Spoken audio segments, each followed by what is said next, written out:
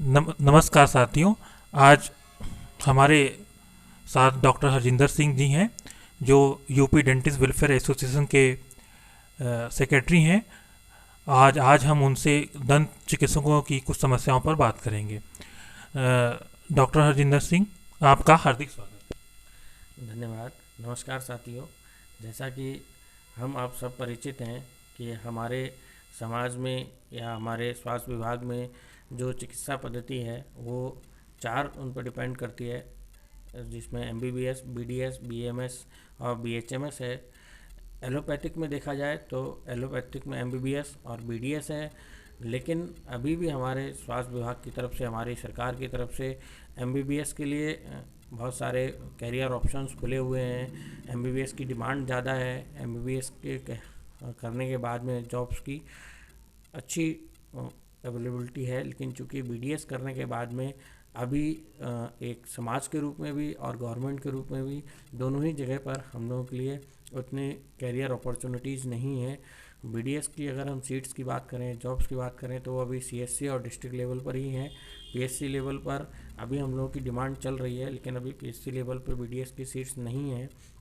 और दूसरा, अगर जो डब्ल्यूएचओ की क्राइटेरिया हैं कि इतने पॉपुलेशन पे इतने बीडीएस को होना चाहिए, वो भी अभी हम लोग फुलफ़िल नहीं कर पा रहे हैं, क्योंकि उसका एक सबसे बड़ा कारण है हम लोग का क्वैक्स जो हैं वो एमबीबीएस वगैरह में इतना नहीं उनको हैम्पर करता है, लेकिन बीडीएस में जो है क्वैक्स ही बहुत ज़्यादा प्रैक्टिस को हैम्पर करते हैं।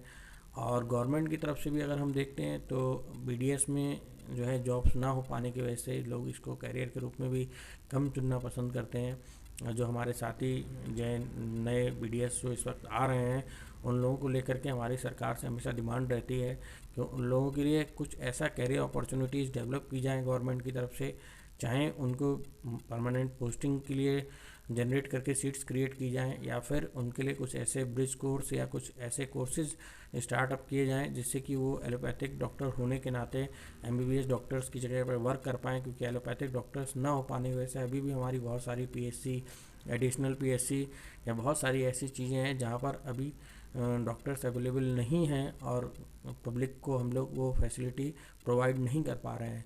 अभी देखा जाए तो गवर्नमेंट ने काफ़ी जगहों पे कम्युनिटी हेल्थ सेंटर्स खोले हैं, लेकिन वहाँ पर भी गवर्नमेंट जो है एमबीबीएस बीडीएस को प्रेफर बीडीएस को प्रेफर ना करके या बीएमएस को प्रेफर ना करके जो है नर्सिंग कोर्सेज वालों से इसको फिलअप कर रही है, जो कि थोड़ा सा हम लोग की हेल्थ के डिपार्टमेंट की तरफ से देखा जाए तो ये ठीक नहीं है।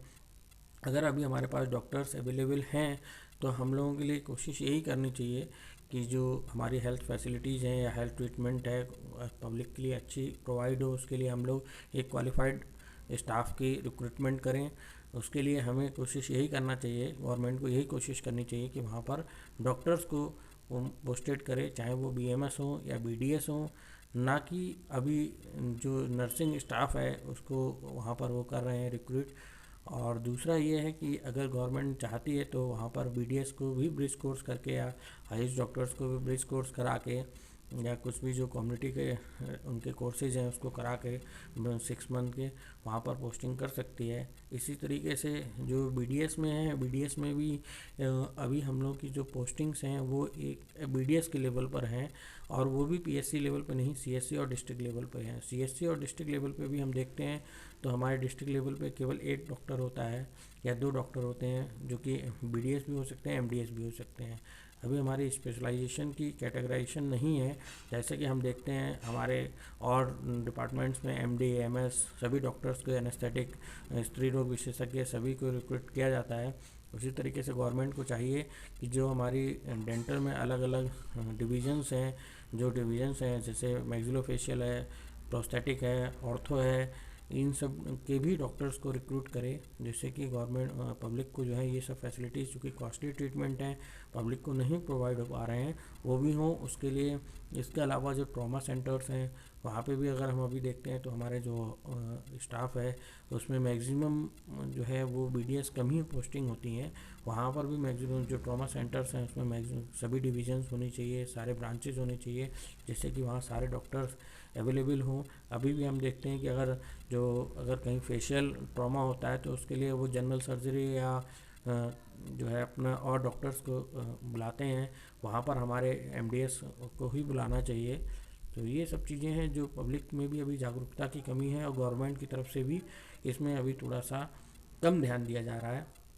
तो मेरी डिमांड है हम लोग एसोसिएशन की, Uttar Pradesh dental welfare surgeon association से जो डिमांड है वो यही है हम लोग की गवर्नमेंट से, कि हम लोगों के लिए देखें एक जो जॉब अपॉर्चुनिटीज़ हैं वो डेवलप की जाएं, और इसके अलावा पब्लिक में भी जो है वो बीडीएस के लिए जनरेट किया जाए। जैसे अभी हम देखें, अगर एक हेल्थ फैसिलिटीज़ पर ही देखें, हेल्थ इंश्योरेंस में भी देखें, तो सभी चीज़ों का हेल्थ इंश्योरेंस कंपनीज करती हैं बड़ी बड़ी, लेकिन डेंटल की जब बात आती है तो वो केवल जो है फ्रैक्चर या एक्सीडेंटल को ही कवर अप करते हैं। इसी वजह से और थोड़ा सा पब्लिक में वो है कि अरे ये तो एक दांत का है, चलो ठीक है ख़राब हो जाएगा निकलवा देंगे लगवा लेंगे, तो वो चीज़ नहीं होनी चाहिए। पब्लिक को अवेयर करना चाहिए, हेल्थ फैसिलिटीज़ में इंक्लूड होना चाहिए, उसको कवर अप करना चाहिए, जिससे कि पेशेंट जो है स्टार्टिंग स्टेज पर ही उसको देखे, कवर अप करे, ट्रीटमेंट उसको फॉलो करे। तो ये सब चीज़ें हैं जो हमारी पब्लिक से भी है और गवर्नमेंट से भी है, कि एक डेंटल में भी एक दांत जो है वो हमारी बॉडी का एक अभिन्न पार्ट है और हमारी लाइफ के लिए एक बहुत इम्पॉर्टेंट है, और वो भी एक 5 साल की पूरी क्वालिफिकेशन डॉक्टर करने के बाद बनता है। तो इस पर थोड़ा सा ध्यान देना चाहिए गवर्नमेंट को भी और पब्लिक को भी। धन्यवाद। आपने बिल्कुल सही बात कही। मैं आपसे ये जानना चाहता हूँ कि क्या आपको नहीं लगता कि जो सरकार, केंद्र सरकार द्वारा चल रही आयुष्मान भारत योजना में भी सारे डेंटल ट्रीटमेंट को इंक्लूड करना चाहिए? इस विषय पर आपका क्या विचार है? नहीं, जो आयुष्मान भारत योजना है उसमें सरकार ने कवर अप किया है, क्योंकि मैं गवर्नमेंट में हूँ, एनआरएचएम में हूँ, तो मैंने इसको देखा है उसमें। लेकिन उन्होंने बहुत उसको एक लिमिटेड क्राइटेरिया में किया है, जैसे सिस्ट है, पैथोलॉजिकल वो हैं, तो उन लीजन्स को कवर अप किया है। लेकिन उसमें भी उन्होंने क्या किया है कि हॉस्पिटल्स उसको देखेंगे, मतलब एक डेंटल क्लिनिक को ऑथराइज उन्होंने नहीं किया है।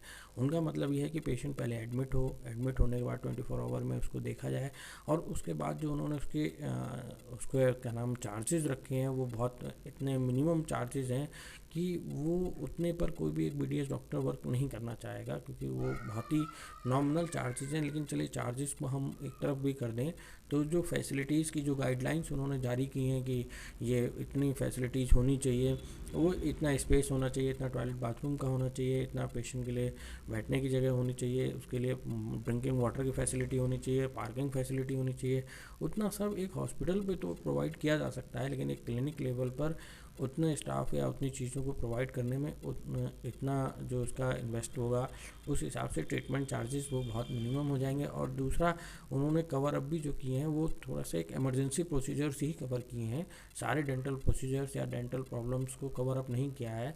जैसे कि हमारे स्केलिंग है, कि जो कि बहुत ही स्टार्टिंग स्टेज की ज़रूरत होती है, दांतों की सफाई, अगर हम जैसे ब्रश करके दांतों को साफ़ रखते हैं, तो उसी तरीके से एक प्रिवेंशन है ये। हम अपने दांतों की, अगर दांतों की स्केलिंग कराते रहें, सफाई कराते रहें, तो हमारे दांतों में जो है कैविटीज़ नहीं बनेंगी या कोई डिसीज़ नहीं जल्दी जनरेट करेंगी। तो वो नहीं कवर हैं उस तरीके से, उसमें आरसीटी प्रोसीजर्स नहीं कवर हैं, मेन सर्जिकल ही उसमें प्रोसीजर्स कवर हैं। और एक सबसे बड़ा उसमें क्राइटेरिया चूँकि वही है एडमिशन 24 आवर का, तो ये भी थोड़ा सा एक वो है, इसमें रिलैक्सेशन देना चाहिए। मैंने इसको लेकर के जो है बात भी करी थी, और इसमें मेल्स भी मैंने किए काफ़ी, तो इसमें थोड़ा सा रिलैक्सेशन हुआ था। इसके लिए उन्होंने रिलैक्सेशन किया है क्लिनिक्स में रजिस्टर करने के लिए, कि नहीं आप पहले इसमें ज़्यादा थे, इसके टाइट नॉर्म्स थे, लेकिन अब थोड़ा रिलैक्सेशन इसमें किया, मेरी बात हुई थी। लेकिन अभी भी जो नॉर्म्स हैं वो उतना फुलफ़िल कर पाना बीडीएस डॉक्टर्स के लिए इतना वो नहीं है।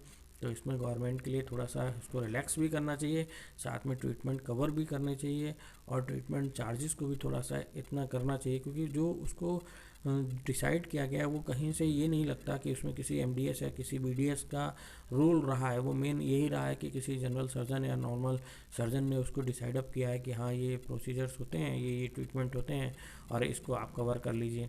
तो वो है, इसमें थोड़ा सा उनको एक लेना चाहिए संपर्क में इसके लिए। नहीं, आपने आपने बिल्कुल सही बात कही। मैं आपसे एक ये बात जानना चाहता हूँ कि जैसा कि हमारी केंद्र सरकार की योजना है कि वो 2024 तक देश में 5 लाख हेल्थ और वेलनेस सेंटर खोलने का उनकी योजना है, तो इस संदर्भ में आपका क्या सुझाव है? हाँ, हेल्थ एंड वेलनेस सेंटर्स के बारे में मैंने आपको पहले ही बताया, जैसा कि health and wellness centres government खोल रही है, एक बहुत अच्छी वो फैसिलिटी है। लेकिन उसमें इसके अलावा जो है गवर्नमेंट की हमारी टेली मेडिसिन पर भी जोर है। लेकिन इन सब में भी एक चीज़ जो गवर्नमेंट चाह रही है, अब टेली मेडिसिन है या जो कम्युनिटी हेल्थ सेंटर्स की पोस्टिंग की बात है, उसमें वो लोग जो है नर्सिंग के स्टाफ को रख रहे हैं। तो वहाँ पर अगर जब गवर्नमेंट के पास अभी एलोपैथिक में बीडीएस डॉक्टर्स अवेलेबल हैं या बीएमएस डॉक्टर्स अवेलेबल हैं, तो गवर्नमेंट की फर्स्ट प्रेफरेंस जो है वो इस स्टाफ की होनी चाहिए। क्योंकि अगर ठीक है हम कह रहे हैं उनको नर्सिंग वालों को आप करा के एक डॉक्टर की जगह पे बिठा देंगे, तो कल को फिर नर्सिंग स्टाफ की कमी आ जाएगी और इधर यहाँ पर एमबीबीएस बीडीएस बीएमएस इन लोगों के लिए बेरोजगारी उत्पन्न होगी। तो इसमें इन लोगों फिर एडमिशन्स में इशू आएगा, स्टूडेंट्स कैरियर में नहीं उसको चुनेंगे। तो ये थोड़ा सा गलत है और गवर्नमेंट को ये चाहिए, इसमें क्लियर कट होना चाहिए कि वो पहले डॉक्टर्स के लिए, क्योंकि चूँकि पोस्ट कम्युनिटी हेल्थ ऑफिसर की है, तो उसको गवर्नमेंट को पहले डॉक्टर के लिए वो प्रेफरेंस देना चाहिए। ना मिलने पर आप देख सकते हैं किसी स्टेट में अगर ऐसा इशू है जहाँ डॉक्टर्स कम है या नहीं करना चाह रहे हैं, तो आप एक ऑप्शन में दे सकते हो किसी नर्सिंग स्टाफ के लिए। लेकिन गवर्नमेंट को कोशिश यही होना चाहिए कि इसमें पहले वो डॉक्टर्स के लिए रिक्रूट करें। आपने बिल्कुल सही बात कही। अब मैं अंत में बस आपसे ये जानना चाहता हूँ, जैसे कि पूरे देश में एक खबर है और यूपी में भी है कि उत्तर प्रदेश में भी 45% सीटें प्राइवेट कॉलेजों में बीडीएस की खाली हैं, कर्नाटक में 60% है, ऐसे ही मोस्टली स्टेटों में खाली है। तो इस संदर्भ में आपका क्या आपकी सोच है, क्या सुझाव है कि क्यों कॉलेजों में एडमिशन नहीं हो रहे हैं आज की डेट में? जैसा मैंने आपको बताया कि देखिए किसी भी चीज़ की मार्केट में दो ही चीज़ों पे डिपेंडेंसी करती है। पहली चीज़ प्रोडक्टेशन और दूसरी उसका जो है यूज़।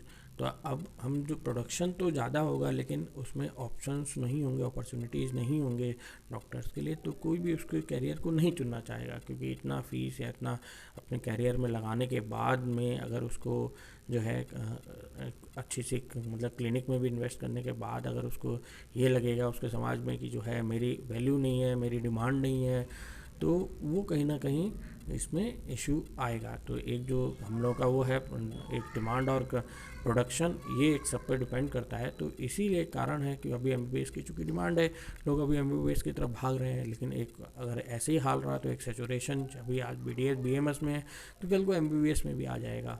तो गवर्नमेंट को ही थोड़ा सा देखना चाहिए कि जैसे कॉलेजेस खुल रहे हैं उस हिसाब से।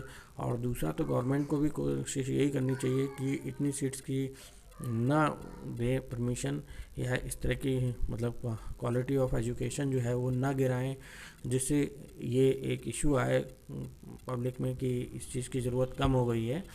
तो ये थोड़ा सा प्रोडक्शन भी कम करना चाहिए, ये भी है।